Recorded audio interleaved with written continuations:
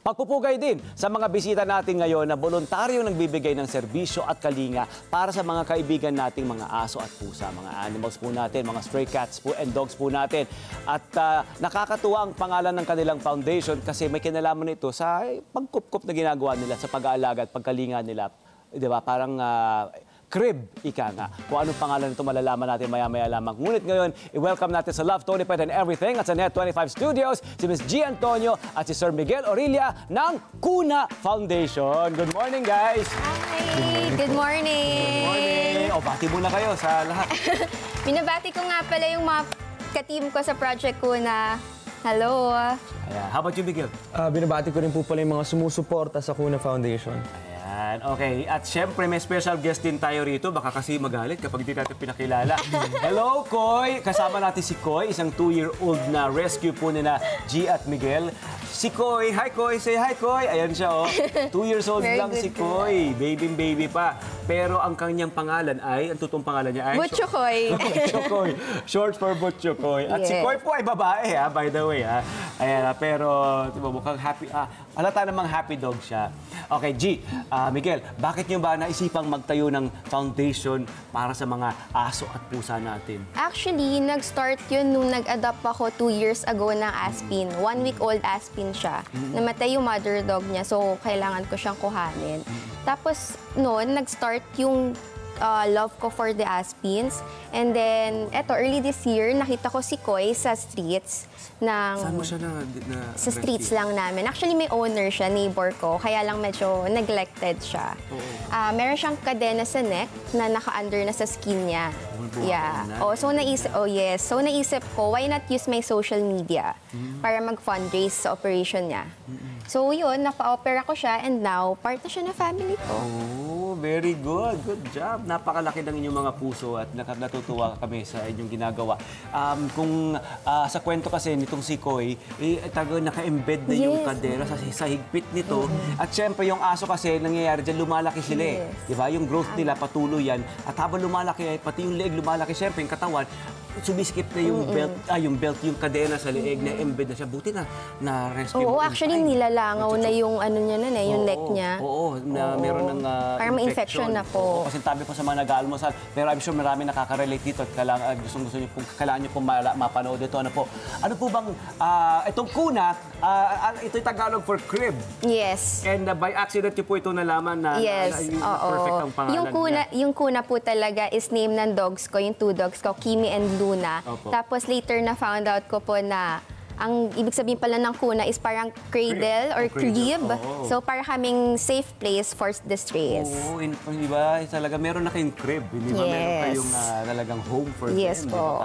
Pero syempre, ang ginagawa nyo ay temporarily, you give them shelter, you give them food, and all the care that they need, pati yung mga vitamins sila, di ba? Yes po. At mamaya, mananawagan tayo kasi kailangan nila syempre ng mga donation nyo. Tapos pagkatapos niyan ay nire-rehome nyo sila, nagkakaroon kayo ng forever home para sa kanila. Ano ang nagiging operation nyo? Habang si Miguel, we'd like to hear from Miguel.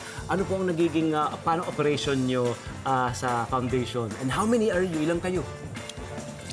Actually, yung team po ng Kuna Foundation is nabubuo syempre nung aming founder. Tapos meron din po kami fosters and we have riders po, yung mga pet trans po. Wow. Yes po.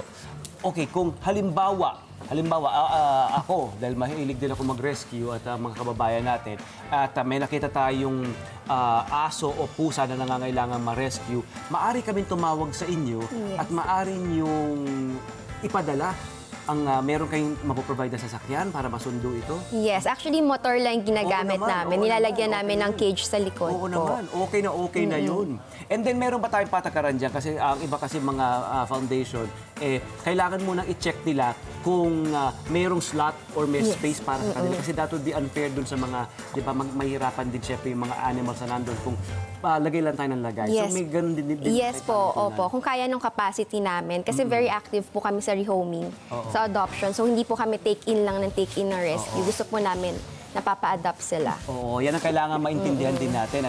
Sa kagustuhan natin na walang problema kung mag-rescue tayo na mag-rescue. Ngunit para po siyempre fair ito at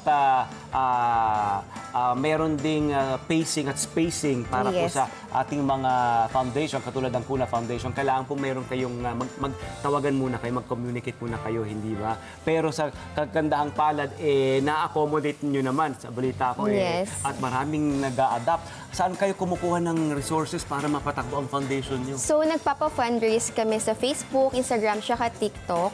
Pero nagbebenta rin kami ng treats Ayan. para yung mga profit niyan is mapupunta sa rescues namin. Ayan, Mari ba And natin also pakita? Ayan, bracelets. ayan, Migs. Ayan. Anong, can you tell them kung ano mga ito?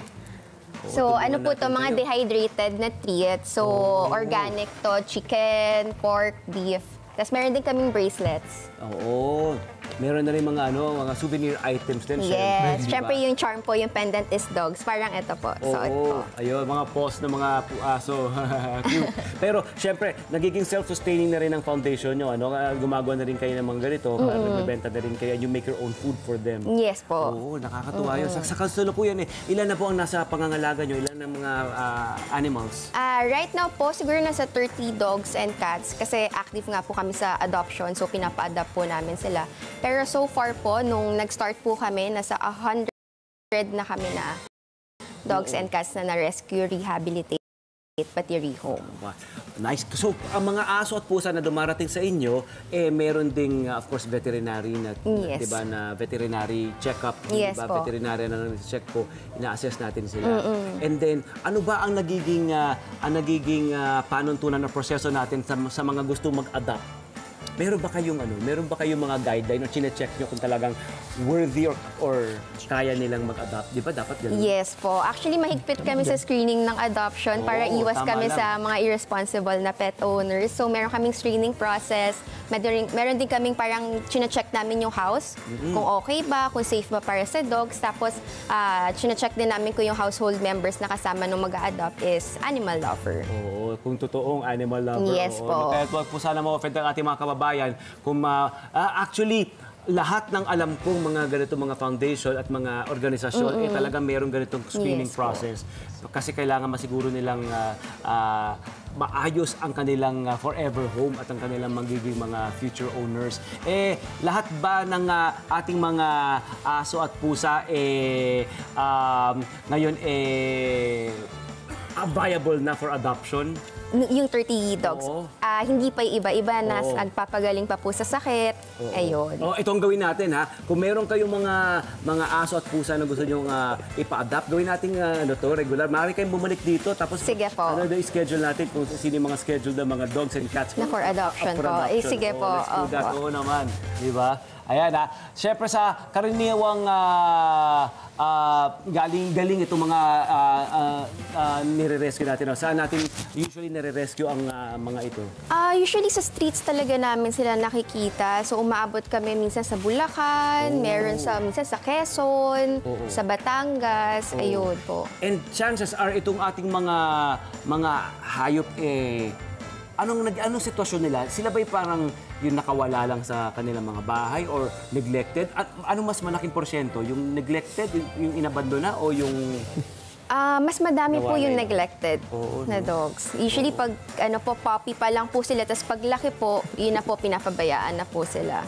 it's all about responsible pet ownership, no? Talagang I'm sure tinuturo nyo rin sa kanila, may mga seminar kayo, no, all about responsible pet ownership. Opo, meron naman Kailangan po. talaga Opo. full commitment talaga no? Kapag kayo 10 to 15 years commitment po yan pag nagkaso. Tuloy-tuloy. At saka kung aalagaan nyo sila na mabuti, hahaba ang kanilang buhay. Yes More po, than 15 tama years. po. At nakikita naman natin yun, di ba? Tuntua tayo nanonood sa mga videos na yan, di ba? Online videos na yan.